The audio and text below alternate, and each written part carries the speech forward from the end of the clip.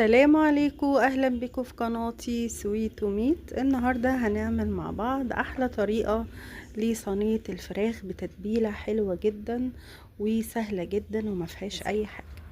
هنقول بسم الله وهنبدا. معانا هنا وراك فراخ. عندك بقى وراك صدور اي حاجه، ومعايا فلفل رومي الوان، ومعايا جزر مبشور، ومعايا بصل متقطع شرايح، ومعلقه كبيره كده من الكاتشب، ومعايا هنا عسل ابيض، ومعايا فلفل اسود وبابريكا وكاري وبهارات فراخ وليمو وورق لورا، ومعايا بصلايه صغيره مضروبه في الخلاط بشويه ميه صغيرين، وطبعا معايا ليمون زي ما انتوا شايفين.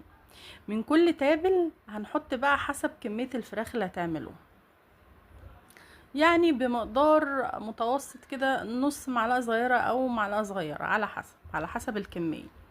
هنا انا اول حاجه حطيت البصل مضروب في الخلاط مع الجزر والفلفل الرومي.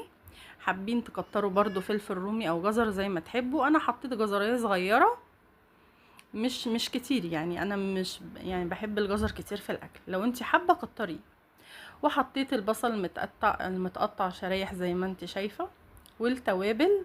الليمو بيخلي الفراخ حلوه جدا، وطبعا الورق اللورا والكاري وبهارات الفراخ غير الكاري على فكره.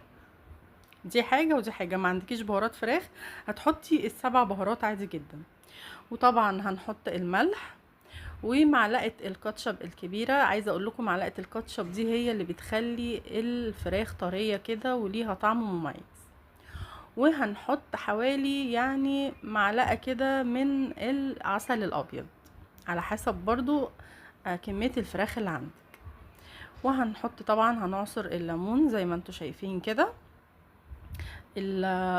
طعم الفراخ دي، التتبيله اللي انا عاملاها دي اللي هي ايه، سولد اند ساور، اللي هي ايه، تحسيها مسكره كده شويه على حدقه، تبقى حلوه جدا. وحطيت شويه زيت في الاخر. وطبعا هنمسك بقى كل اللي احنا حاطينه ده، هندعكه كده جامد جدا لغايه ما ينزل كل العصاره اللي فيه زي ما انتوا شايفين. انا عايزه العصاره دي كده تنزل، والبصل اللي انا خلطاه في الخلاط ده، لو عندك هاند بلندر ممكن تخلطيه بالهاند بلندر عادي.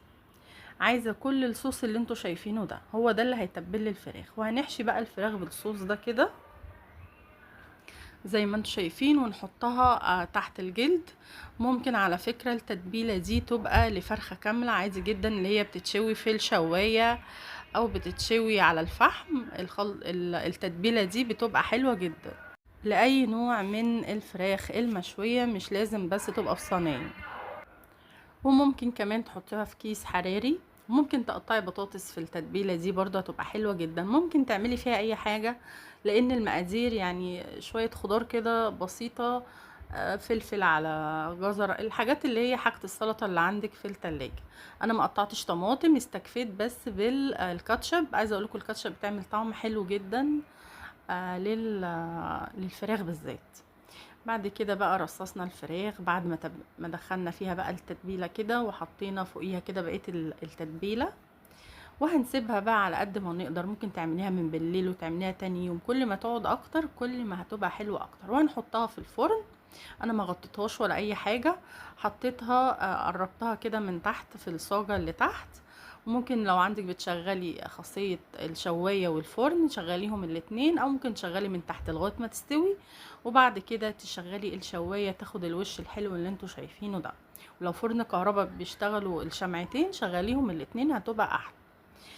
وطبعا زي ما انتوا شايفين دي النتيجة النهائية للفراخ. عايزة اقول لكم هتاكلوا احلى فراخ واحلى صوص يتحط على اي نوع رز ممكن تعملوه.